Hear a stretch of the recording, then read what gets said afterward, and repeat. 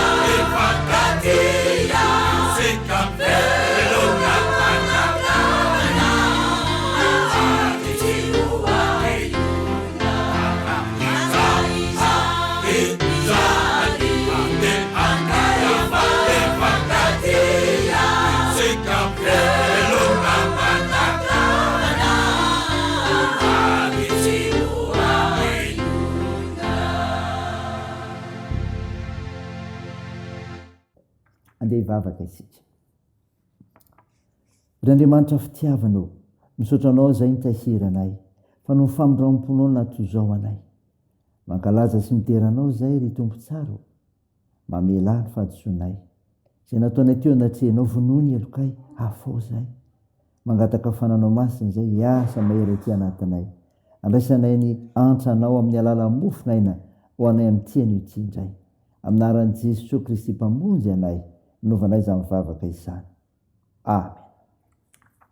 Ny finainao antsika amin'ity ity rehefa malala dia hitanao amin'ny boky Mpitsara. Mpitsara toko faha 20 andiny voalohany ka hatramin'ny 19. Mivaky toy izao aminaran'i Jesosy. Ary Jefta Gileadita dia lehilahy mahery sy zanaky ny vehivavy janga, ary Gileada ny rainy niteraka azy. Ary ny vadin'ny Gileada dia niteraka zazalahy maro taminy. Ary no nefa lehibe ireo zanabadiny ireo dia nandroaka ny Jefta ka nanao taminy hoe: tsy andova eto amin'ny taranaky ny rainay ianao fa zanaky ny vehivavy hafa. Ary Jefta nandositra ny rahalahy ty hanonona tany amin'ny tany Toba, dia nisy olom-poana ny vory teo amin'ny Jefta ka miaraka taminy. Ary ny ela dia nanafika ny zanak'Israely ny taranaky Amona. Ary rehefa nanafika ny Israely ny taranaky Amona dia nandeny ny olon'ny Gileada haka ny Jefta hiala any amin'ny tany Toba. Ary hoy izy ireo taminy: avio mpitarika anay ianao, hiadintsika amin'ny taranaky Amona.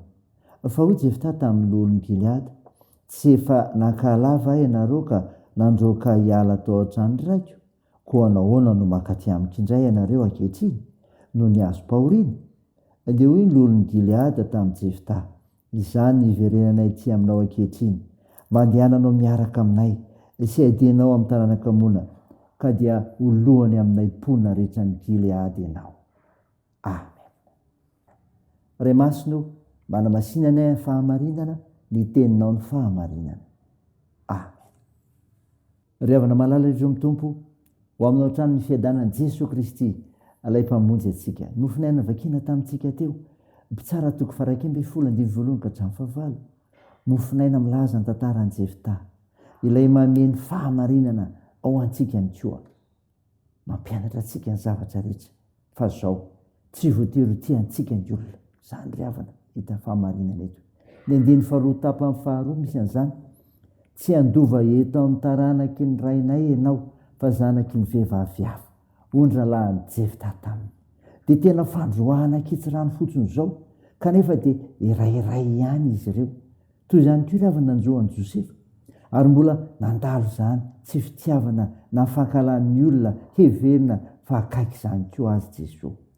Koa tsy dia tokony agaga na hataitra loatra izany, indrindra ho an'izay ankalaina tsy amin'ny antony. Ry havana, mahereza raha mare izany ianao. Izao koa ny faharoa eto ry havana, tsy mankivy izany, ataovy tsy mankivy izany. Hoy Jefta ny andiny fahatelo: ary Jefta nandositra ny rahalahiny ka nonona tany amin'ny tany Toba.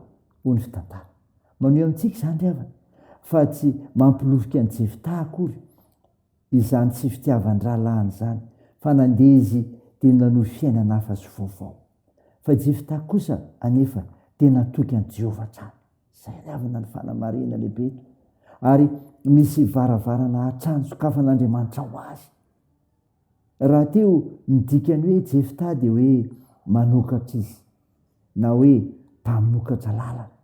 Koa raha tsy tia azy ny olona, Andriamanitra kosa manao azy ho mpanokatra lalana hampandresiny zanak'Israely. Hitantsika amin'ny tantara izany. Zany ry havana. Ny fahamarinana fahatelo eto ry havana, izay ambarantsika dia izao ny hoe: ary tsy hamalina faty. Zany ny andiny fahafito faha 20 milaza izany ry havana. Dia nandeha Jefta ka nasandratra ny vahoaka lohany sy ho mpitarika azy izy. Dia nahiditry ny oloka aza Jefta, ka tonga tamin'ny fotoana mahatery azy kosa ny olona ka nila vonjy taminy, dia tsy namaly faty akory Jefta. Tsy nilavina dia saika nampisalasala azy aza nitarika ny fihena hiady tamin'ny Amonita, ary dia natolo Jehovah teo an-tanandreo. Midika izany ry havana, fanomba azy Jehovah. Vokatr' izany dia manjary lohany iray nahilika. Moa ve tsy tahaka an'i Jesosy ihany izany? Zava-dehibe ry havana, nazontsika mandraiza ny hafatra tsara fahamarinana amin'ny tenan'Andriamanitra ny amin'ny tantaran'i Jefta izany. Raisy ho anao koa ny azonao mandray ny fahamarinana izany mba ho fiainanao, dia ho an'Andriamanitra hery ny voninahitra. Amen. Andeha hivavaka isika. Andriamanitra, misaotra noho ny mofinaina ny menao anay zay mizara fahamarinanay fa tsy ho voatery tianay ny olona ka tsy atao makivy zany ary kanefa koa tsy hamarina faty. Tompo vavaka aminao zay ho an'ny ankonana kristianina tsiraray mba anaiky ny fitondranao Andriamanitra eo amin'ny fiainany akazona ny famonjena sy aina ny didin'Andriamanitra soa azy. Vavaka aminao zay Tompo sitrandro marary ko mifanantenana amin'ny fanasitranana mpanasitrana maindrindra mantsy ianao ko toa ny asa fitsaboana. Tompo ampirizy ro azo manjo fonjeo ireo mario sikila ro sahirana ireo tsaboana tao ny fiazakazanay amin'ny tiany ity indray taterao ny Tompo zay mahasoa ny mpanomponao tsiraray no ny asa fananao masina dia avodiko ny firenenay.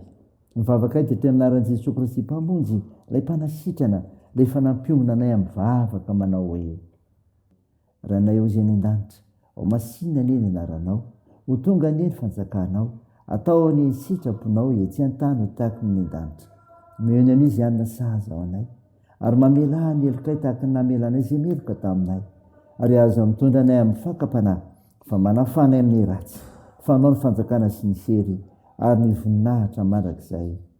Amen. Raisiny fotoana riavina malala ny zodrana tolotra no aminaran'i Jesosy Kristy. Engane Jesosy Kristy tompontsika sy ilay Andriamanitra raintsika izay efa tiantsika ka mentsika fampirona marak'izay sy fanantenana tsara amin'ny fahasoavany ampionana ny fona reo sy ampaherina anao izay tsara rehetra amin'ny asa sy ny teny hatramin'izao ndraiky ao mandrakizay. Amen.